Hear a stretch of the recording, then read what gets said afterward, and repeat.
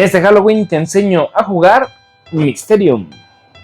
En este juego cooperativo, un crimen ha sucedido y los mediums utilizarán su bola de cristal para interpretar las visiones del fantasma y poder descubrir quién, dónde y con qué arma se ha cometido el crimen. Para preparar el juego, decidan qué jugador tomará el rol de fantasma. Ese jugador tomará el panel de fantasma y lo colocará enfrente de él, evitando que los demás jugadores vean el interior de este. Después tomará las cartas de visión, los tokens de fantasma, los tokens de culpable y los tokens de cuervo. Esos tokens de cuervo variarán de acuerdo a la cantidad de jugadores y la dificultad que quieran jugar. Los mediums escogerán un color, tomarán su funda y sus tokens de clarividencia dependiendo de la cantidad de jugadores. En el centro de la mesa coloca el rastreador de clarividencia, asegurándote que esté en el lado correcto dependiendo de la cantidad de jugadores, y coloca el nivel de clarividencia de todos los jugadores en el 0. Coloca el reloj de arena cerca del fantasma, ensambla y coloca el reloj de rondas cerca de los mediums, colocando la manecilla en el 1. Barajea por separado las cartas de personaje, lugar y objeto. Luego revela la cantidad